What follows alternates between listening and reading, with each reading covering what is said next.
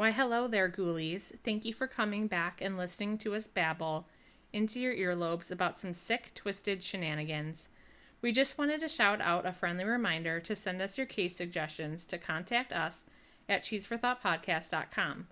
We've gotten a ton of suggestions from coworkers and family members through word of mouth, but we have yet to receive a single email suggestion as of yet. If you have any performance suggestions or just want to talk to us, we'd love to hear what you have to say, so please send us those emails. With TikTok potentially being banned, we might lose access to our TikTok page, but we will still be on Facebook, so check that out if you can and give us a follow or a like at Cheese for Thought Podcast. But that's all we've got for you this chilly Tuesday evening. I'm Maggie. And I'm Ariel. And you're listening to Cheese for Thought. See you on the flip side.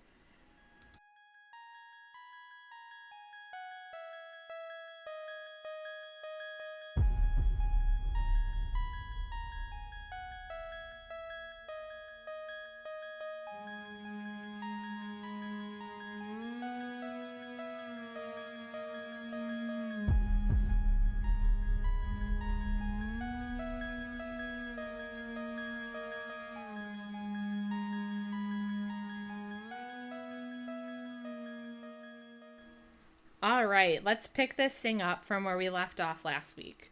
We're going to dive into Robert Hansen's victims at full force this episode, and I'm anticipating it to be a long one. So buckle in and get cozy and think happy thoughts before you continue listening, because this one is going to suck. That's me buckling in. Oh, also, this is going to be a 4-parter, so please come back next week where we're going to wrap this one up and clear room for the following week, where Drew will be coming at you with his next case. Let's dive into it.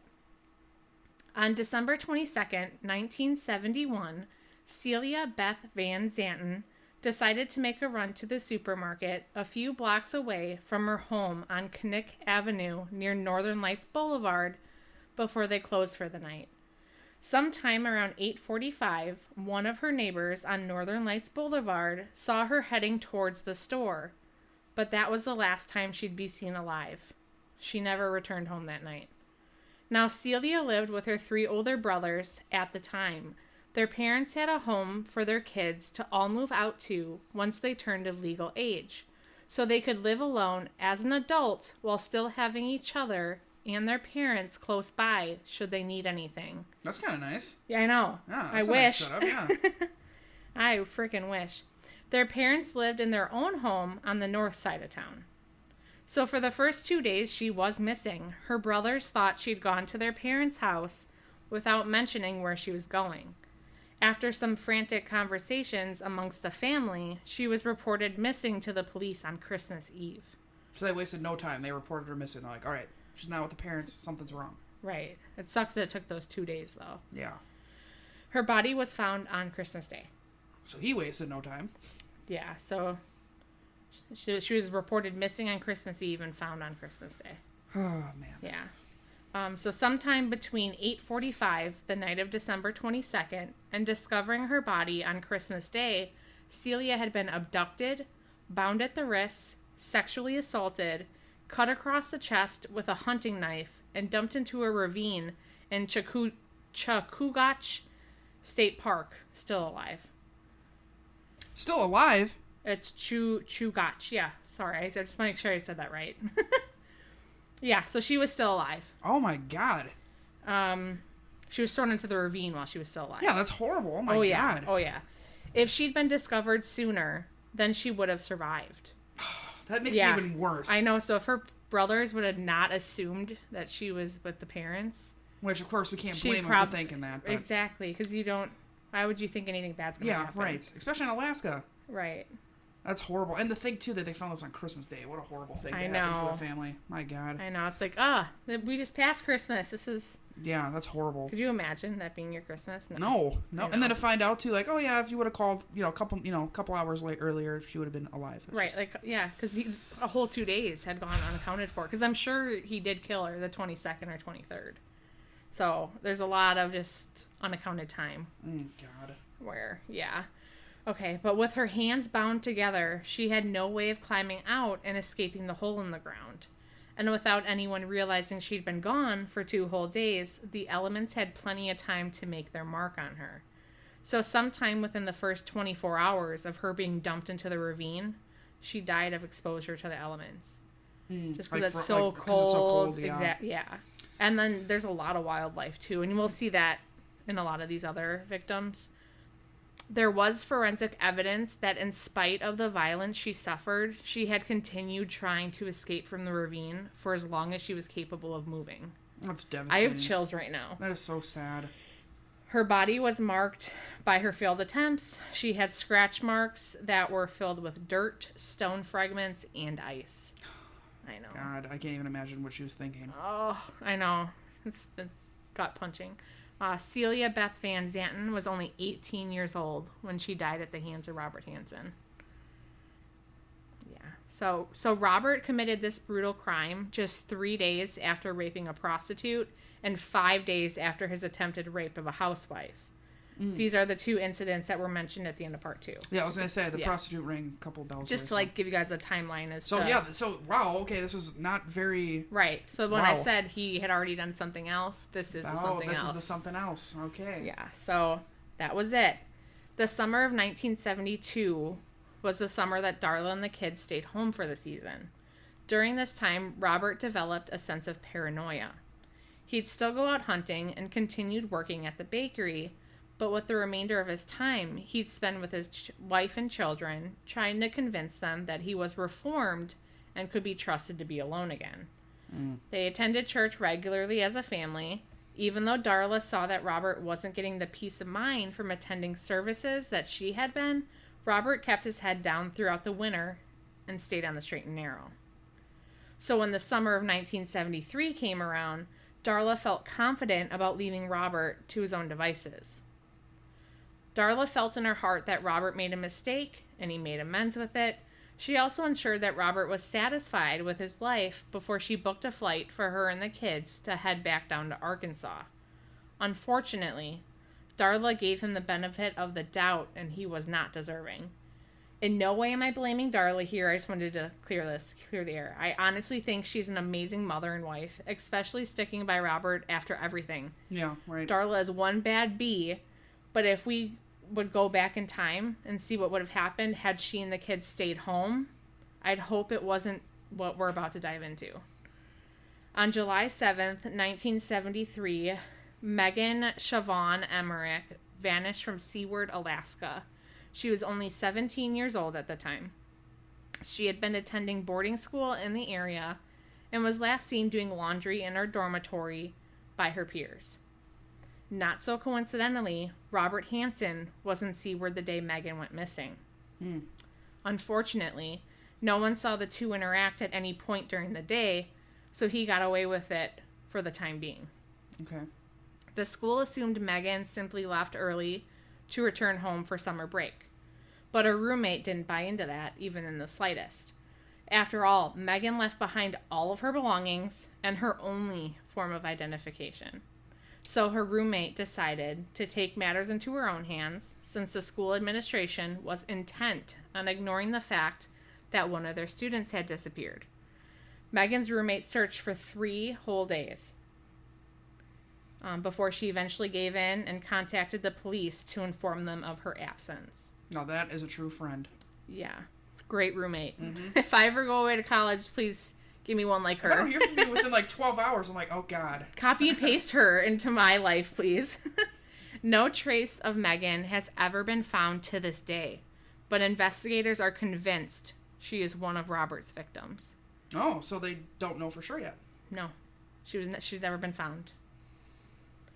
Following the disappearance of Megan, there was no change in Robert's behavior that would have prevented him from killing again. Although no physical evidence had been tied to Robert in almost 2 years, the reason was not because Robert had magically reformed into a better person. It was because he became more selective in choosing his next victims. Robert started focusing almost exclusively on women in the sex trades or someone who he knew wouldn't be believed if they went to authorities to report the crimes committed to them. He'd learned early on that sex workers were seen as subhuman in the eyes of authorities and he could work that in his favor and do whatever he wanted to them without fear of any repercussions. So, of course, knowing what he knew early on in his crimes and getting away with it for as long as he did, Robert mainly targeted prostitutes and topless dancers in their mid-teens to early 40s. After soliciting them, he would abduct them and force them into his bush plane and take them to his meat shack. Hansen stated that he would let them live if they submitted to his sexual fantasies when he was later brought in for questioning. He also said that the ones who didn't submit were raped anyways, then stripped naked and set loose into the wilderness where he would hunt them with a .223 hunting rifle. And I think I said this in the last episode as well, just reiterating it. After finally killing them, he would take pieces of jewelry off of them as trophies and bury the bodies in the area they were killed.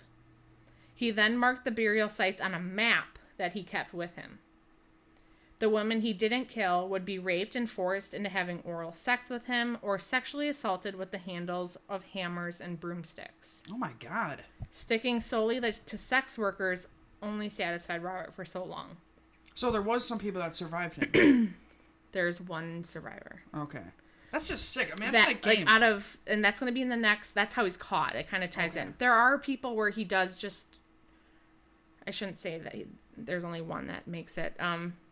Because there is like a brief period of time where he stops. He's not killing them. He's just, having sex with sex workers and they go about their lives. Okay.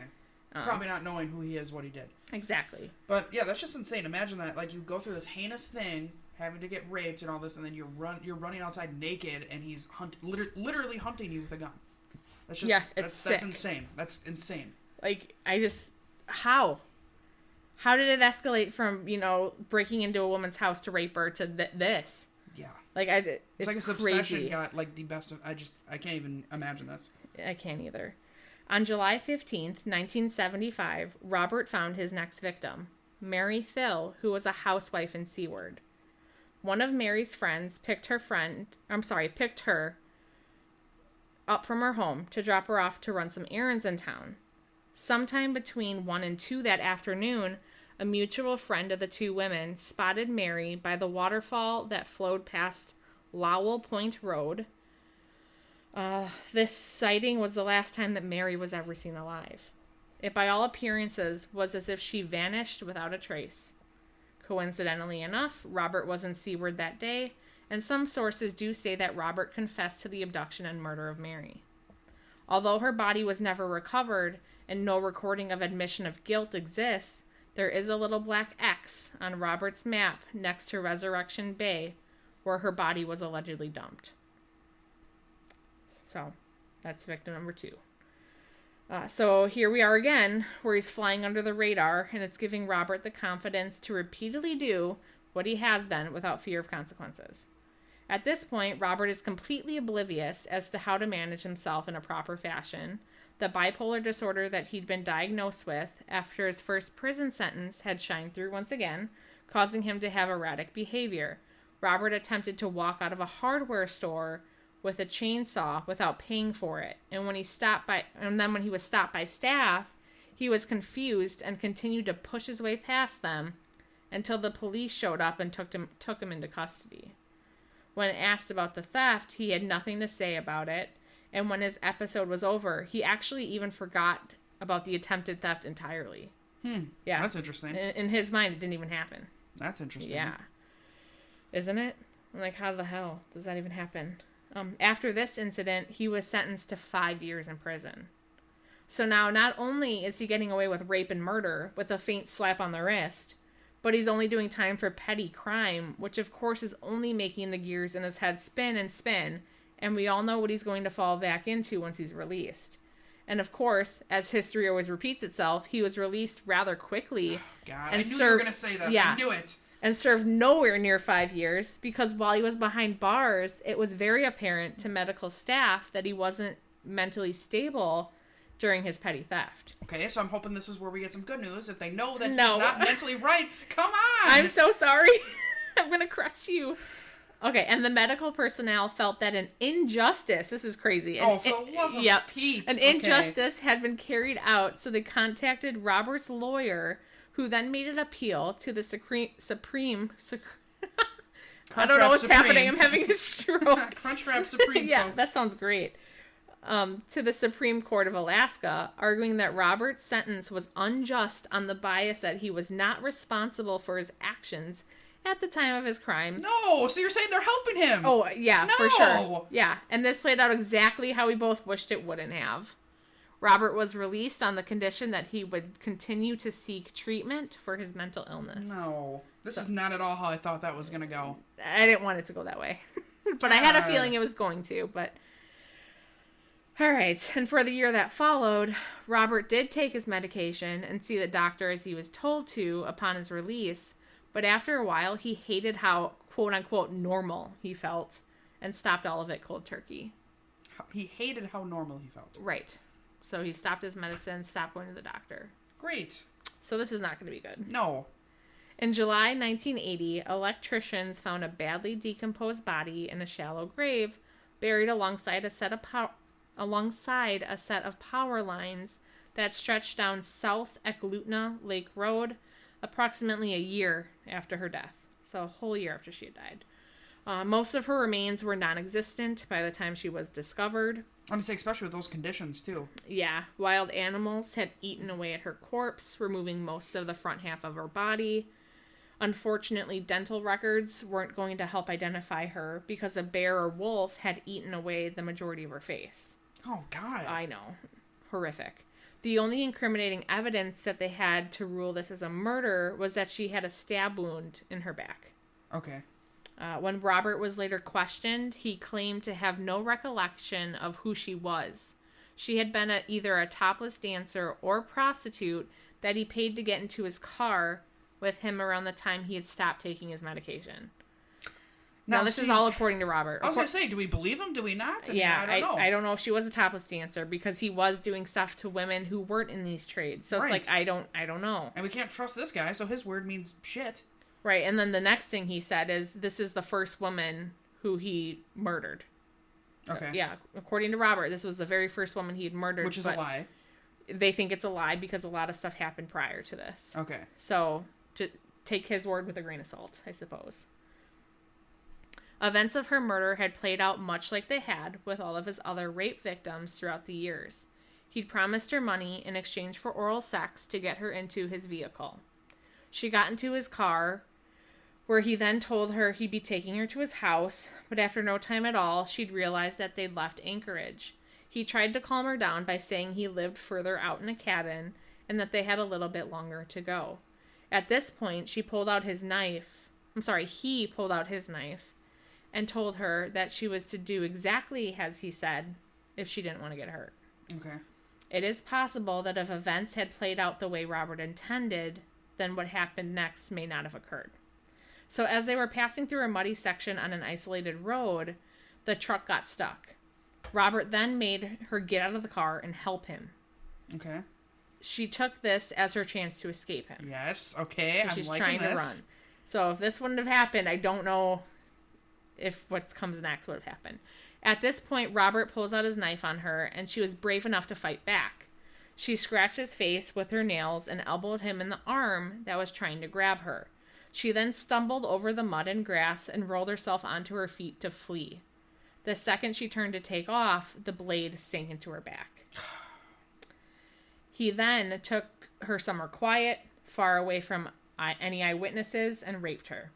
When he was done with her, he dragged her to another spot, and while he dug her grave, while she laid there, unable to move, and I'm sure her... Oh, yeah, mentally she's there. Yeah. Because she sees him digging her grave, and she can't move, and she's just laying there on the snow, I would imagine.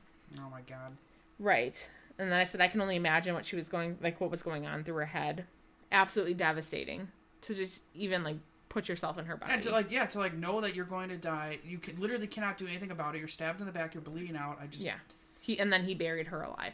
Oh my God! It just gets worse. Yeah. Oh my God! So that poor woman. So all right. So after the animals in the wilderness were done stripping away at her flesh and bones, and she'd been dug up, probed, measured, and every detail had been scraped from her body by forensic scientists, she was buried again under the name of John Doe. So if she wouldn't have, like, ran away and tried to escape him, maybe she wouldn't have died. Maybe he would have just raped her. That's what I was trying to say earlier. Like, maybe if she just, like, laid down and took it, you know. But he did not like people who did not, like, let him do what he wanted to do.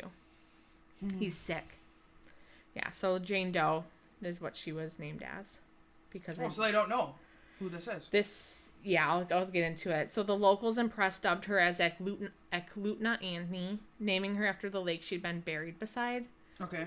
Sadly, this is what she is still known by today. So Jane Doe, Eklutna Annie, that's what she's known by. This is the only victim of Robert Hansen that is left unidentified. I wonder if they ever will identify her. Yeah, I hope so. They even did, like, sculpture or, like, pictures of her face, like, using her skull to, like, see what, like, give the public, like, how she would have looked. Like a rough sketch? Right. That's what they did with the Boy in the Box. Yeah, exactly. Yeah. Yep. There's still hope. That took a long time to figure out who he was. Yeah, so they did, like, a lot of sketches and... What is it? Composites? Would that be the right? Yeah. Yeah. So... So I really hope through DNA testing they can bring her name to light, because she deserves to be remembered by who she actually is, right? Not her burial site by the hands of this evil, cruel monster. Her death didn't only go as unnoticed, it was as if she never even existed at all. And with that, it only fueled Robert more into thinking there was literally anything he could do and he'd get away with it. On May 19th, 1980, only 2 months prior to our Jane Doe being found, Joanna Messina had a dinner date with Robert Hansen. Joanna was a topless dancer who had met Robert during one of his many visits to where she worked. Every time he'd visit, he had only eyes for her. He'd invite her out to go out with him time and time again, until finally one day she'd taken pity on him and agreed to his invitation. Her expectations weren't high. Usually when a man asked a topless dancer out to go on a date, it wasn't in hopes to get married at some point in the future, but to her, Robert seemed harmless enough. And if she could make a few $100 by having sex with him, she didn't see the harm in accepting his invitation. Let me tell you. I know. That night, Joanna took her dog for a walk and brought him with her to drive to the restaurant where Robert and her agreed to work. To her surprise, Robert actually took her out for dinner and paid for everything. To her, it felt like a real date, and he didn't make her feel like an object for consumption in any way. His niceness disarmed her enough that once dinner was over and he invited her back to his place for the night, she accepted his invitation without any hesitation. She went back to her car to grab her dog to come along with them. His wife and kids were on holiday abroad at this time, so that's there. Once they were in his car and on their way, she made the foolish mistake of offering to have sex with him for cash.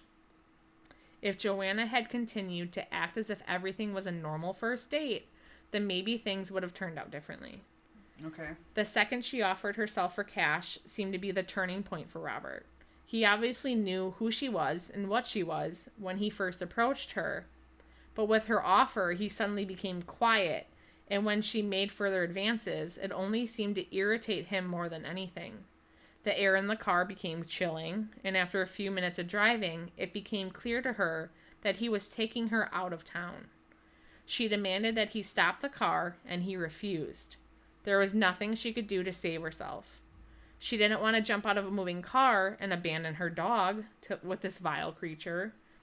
She offered him sex for money one last time, to which he turned her down as plainly as he had when he asked her out to dinner.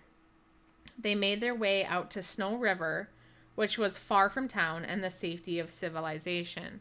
They were together in silence for what felt like days, but was only hours. While her dog was in the back seat, nose pressed against the window and tail wagging, thinking they were just going out for a walk in the wild. Like, this is so sad. Robert stopped the car abruptly when they came to a secluded area.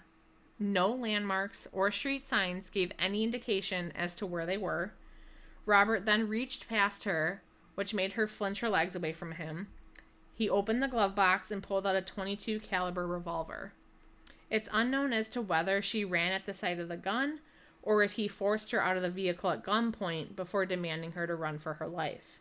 It's also unknown as to when the dog was released from his car, but it's safe to assume that the pup probably jumped into the front seat and ran after his owner, or its owner. Didn't say if it was a boy or a girl. Unfortunately, Robert did shoot the dog. No! I know. No! I said this to Drew. I was like, I need to tell you, he killed a dog. He's a monster. I literally told you the second I read that. I was hoping there was like, okay, it sucks when people die, but it's like, you just want hope that the dog lives. That sucks. I'm devastated. I know. For both her and the dog, but still, it's always hard hearing a dog dies. Yeah. So after he shot the dog, he then shot Joanna, and he got her the first time, but he shot her a second time just to be sure she was dead. Of course he did. Yeah, he's an ass. There wasn't any sexual assault accompanied with the murder of Joanna Messina.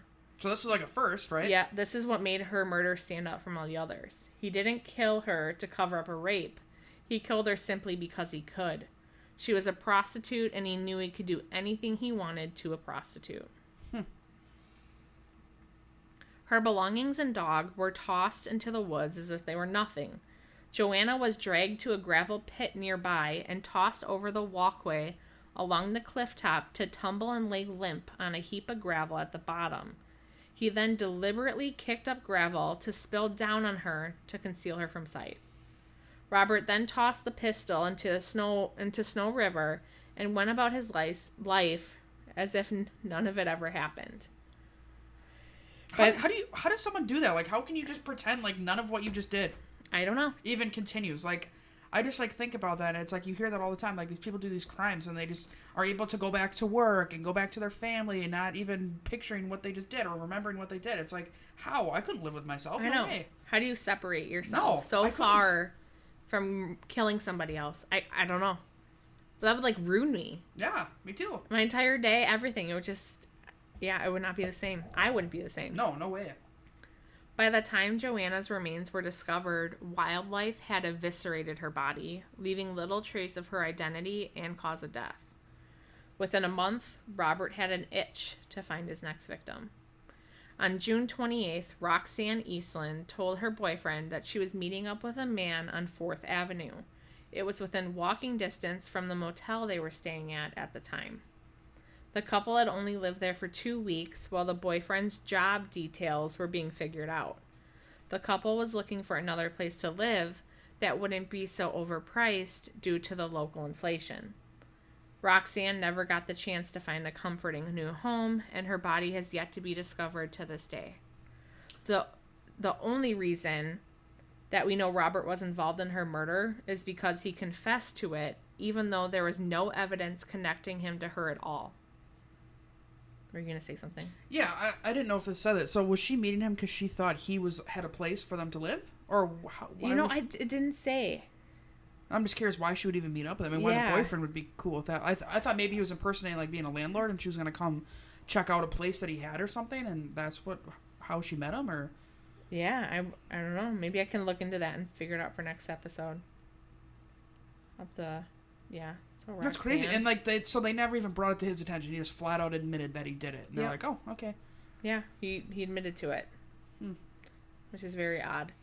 It is, but it's like at the end of the day too, it's like I will say that's one good thing, because then at least her parents know that she's not just missing and out there somewhere. He admitted that he full on, at least he did that. And they at least have answers for that. Right.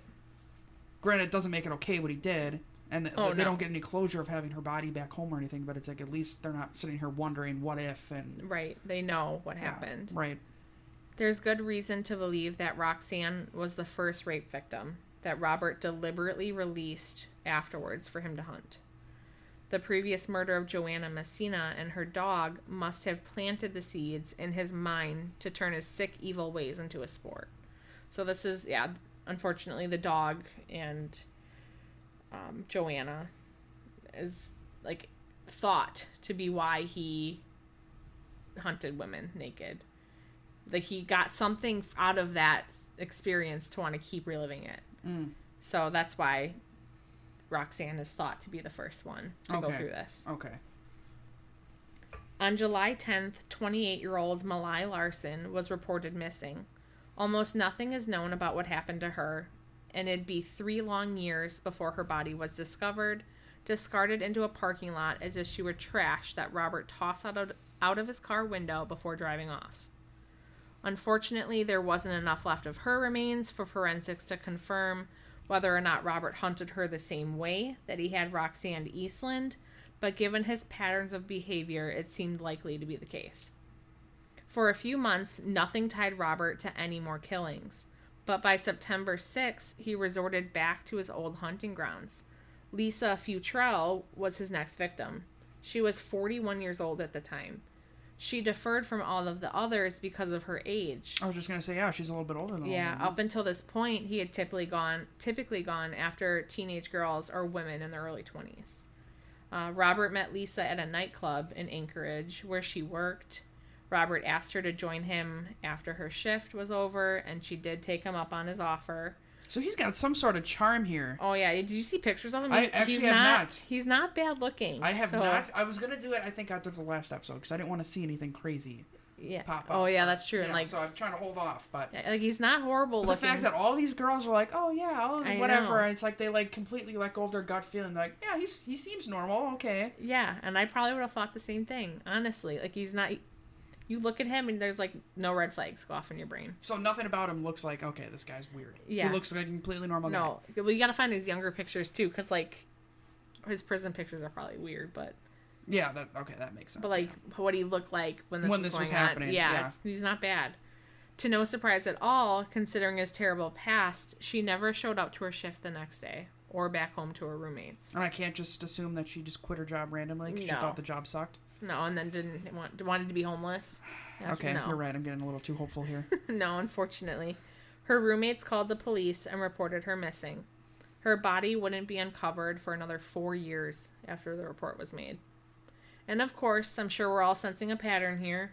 By the time her body had been found, it was too decomposed from the weather and mostly picked over by wildlife in Alaska for them to understand what happened to her. So here's the common theme. Robert's an asshole and don't trust wildlife. Because wildlife's his dirty partner. And the cold. Yeah, involved in every single crime. We gotta get out of here, guys. Right there. It's really cold here. We gotta get out of here. So nobody knew, unfortunately, except for Robert, what happened to her. For over 1 year after Lisa's disappearance, Robert's murderous strike came to a halt. He still was involved with sex workers, but them simply meeting him was no longer deadly like it had been for his previous encounters with women as such. I wonder what caused his change there. I don't know. Like, he's just like, oh, okay, whatever, this is fine.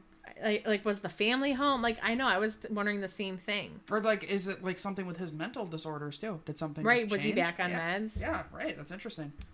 Yeah, and it says right here, and I did put that in here, it is thought that maybe Robert was back on his medication during this time. By the second half of 1981, Robert picked up where he left off, both a slight shift in how he'd lure his victims in. Instead of offering them money for oral sex, he now offered them $300 for a nude photo shoot.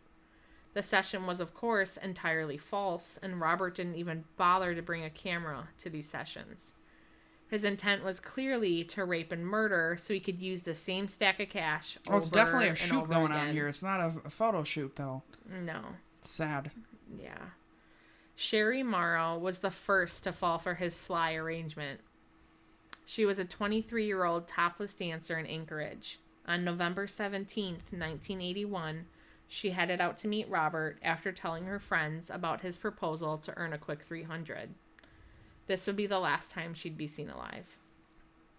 Since Robert couldn't take her home to his house filled with his wife and children, he took her to a shack on Nick River, making good use of his plane. Under the threat of him killing her, he took her inside the hut to rape her until he was satisfied. He then told her she was going to die. He offered her one last chance for survival. He would give her a head start to start running and tell her if she got away before he'd shoot, she could live.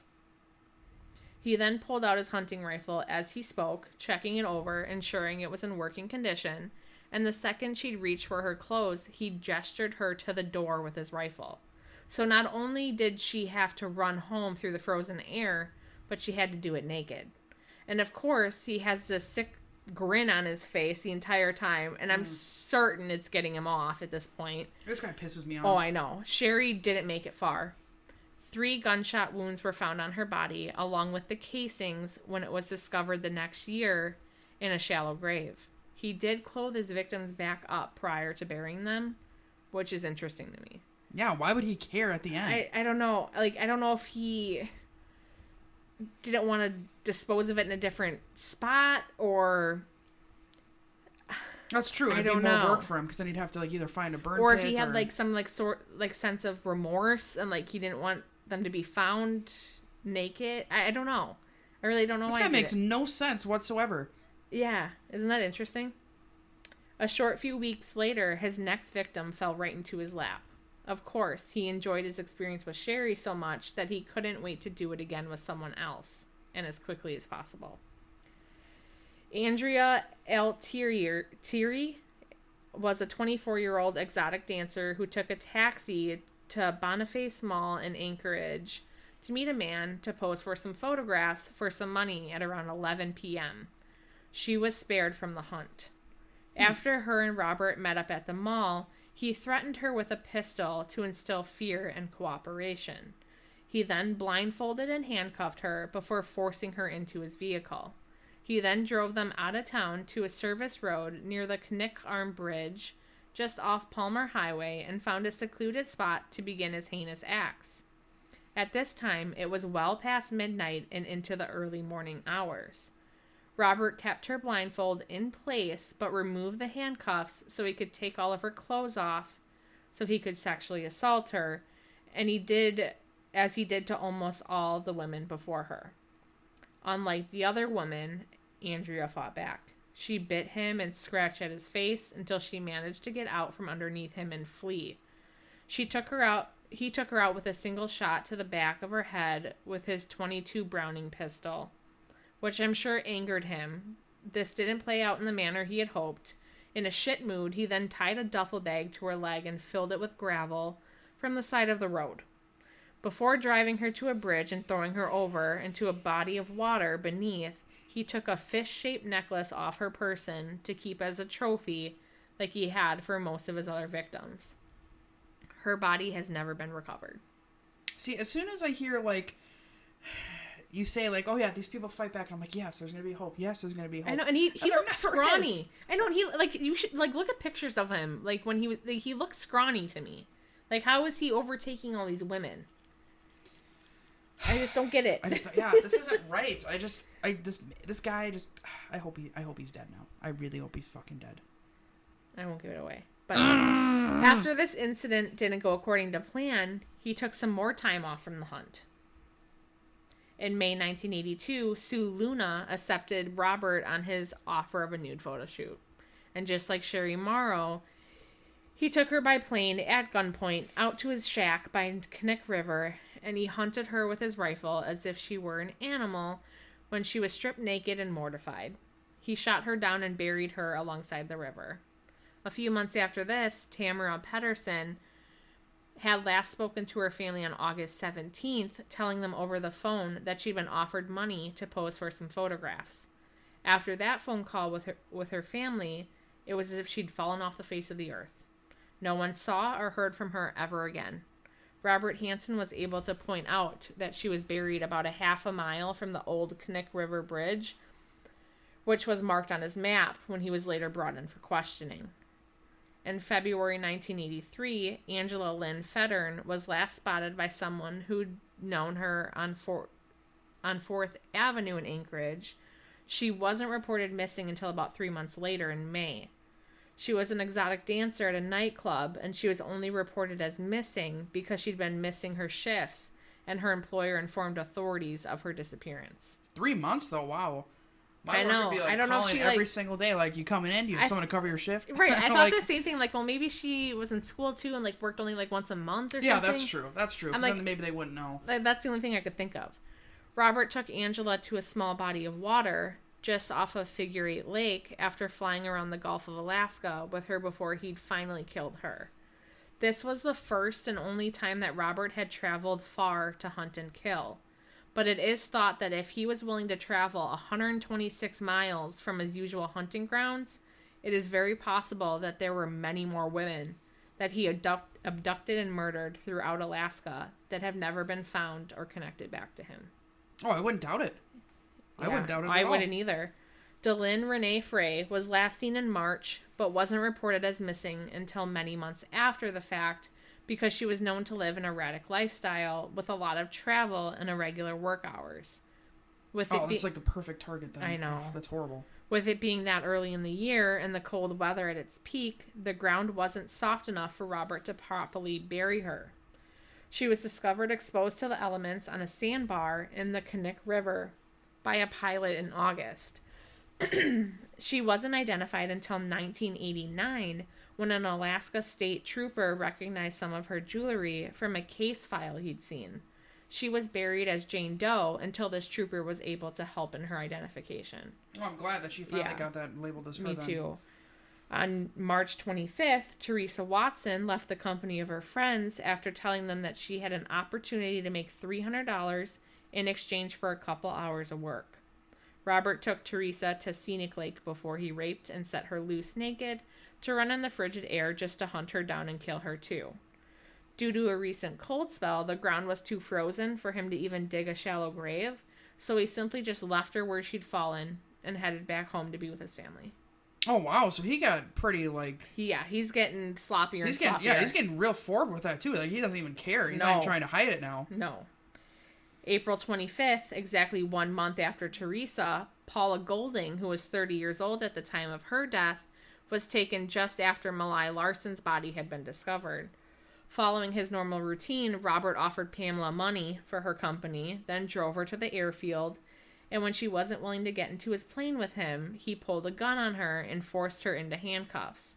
He then physically carried her to his plane and threw her inside. Once they reached a remote enough location, Robert attempted to rape her, but she fought back while still handcuffed and was able to fight him off for a while. Unlike previous victims who had fought back, he still pursued to rape her and didn't kill her right off the bat. So this is the first time where they fight back and he still is he's still going to rape them. He then stripped her, let her loose, and hunted her down with a .223 caliber rifle. After she was dead, he dressed her back up and buried her in a shallow grave along Knik River, as he'd done many times before. Okay, so now he's back to the graves. In July, Robin Pelkey, who was only 19 years old, went missing. This is his last victim who'd been murdered. Only partial skeletal remains were found when she'd been discovered, but the injuries on them showed that she had been shot down and then finished off with a knife, much like a hunter would end their kill. She was found near Palmer, which was further northeast than Robert's usual location, where he'd find his victims. So it's possible that Robin ran farther than most of his other victims before he caught up to her, but it's also possible that she isn't one of Robert's victims at all. Oh, interesting. So it's not confirmed. Yeah, but okay. I'm thinking he is. But well, yeah, especially in this manner, it's like she is one of his victims. If she's got both, and then the knife and everything, it's like I don't know who else would be doing this at the exact same time. Right. I don't know. Yeah. I'm not sure. I don't know. And it's kind of in the same stomping ground, so I don't know. Like I said last time, there's like 30 people in Alaska. What are the odds that there's more than one of these lunatics there? Right. Well, I'm sure yeah. I'm giving Alaska the benefit of the doubt. I hope there's no one else like that there. Me too. I'd like to. While all of Robert's other victims were exotic dancers or sex workers during this time period, it's important to note that Robin didn't fit the specifications. Oh. So that's why I'm like, I kind of 50-50. I do think it was him, though, still. But she wasn't in the fields. Oh, okay. Yeah, she wasn't. Robert wasn't identified. Sorry, Robin. I'm getting confused. Robin wasn't identified until 2021 when when one of her relatives took a DNA test for genealogy purposes. Okay. So that's our second one with DNA. So I'm going to say, too, the thing is, too, is, like, I'd like to, we obviously think it's him, but it's like, there's been so many chances where he mixed up his pattern and got sloppy, so why wouldn't he mix it up again? Why not? I know. Could just be a fun throw for him. Who knows? I know. It's some crazy stuff. So that's all of them. So 17 beautiful women were all slaughtered by this vile man who looked and acted completely harmless. The town of Anchorage was flooded with minor criminals and rough-looking men during the pipeline gold rush, and yet Robert faded in the background unnoticed. All day long, these women were in the company of men who were outwardly dangerous, and they all learned to proceed with caution, but Robert never came across as dangerous, so they all felt safe in his company. His looks didn't set off any warning sirens. His stutter and soft-spoken nature didn't cause any rise of concern. Everything about him made the perfect predator, hidden in plain sight and steering clear of any unwanted attention because he came off as an ordinary guy. He'd spent every second of his time in Alaska as being underestimated by everyone in town. When he first showed interest in hunting, no one in their right mind would have guessed that this suburban baker would turn into one of the most sly killers that the state of Alaska has ever seen, securing awards for his talent. None of the women in town could have possibly known to avoid this man at all costs and view him as this dangerous monster he proved to be. Little did they know, their trust in him would be the biggest mistake of their lives and cost them everything, including their last breath. Well, the thing is, too, it's like... That's how I'm ending this one. That's exactly it, though. How would they know? Every single time he was caught, all of a sudden he gets out on good behavior. There's no reports of him. No one's sitting here, like, saying... There's no talk in the town saying, yeah, avoid this guy or whatever. I know. It's like he got away with everything. Every single time he was in prison, no one knew when he got out what was going on. Nope. He just went back to life like it was normal. And then the one time that he did come back, and everybody's like, oh, yeah, as soon as he's back, the bakery's back to normal, packed again. I'm like, why would you support this guy? Why? Yeah, because they just thought he over was a damn standing up for pastry? himself. A damn pastry is worth this? No, screw this guy. Yeah, like, you have to look at pictures, because I probably would have trusted him, too. Like, nothing sets off anything in my brain. I'm looking him up as soon as we end this. Yeah, I need to see this. But yeah, please, please, please come back next week when we talk about how Robert Hansen was finally caught. So some good news, finally. Yeah, and it is a whole story, so I don't think it's going to be too long of an episode, but it is a whole story how he got caught. But yeah, we'll talk to you soon, ghoulies. I hope no dog dies in the next episode. Can you at least let us know that no dog dies? Okay, so we're ending on a good note, folks. Thank God. All right, we'll see you next week. Peace. Bye.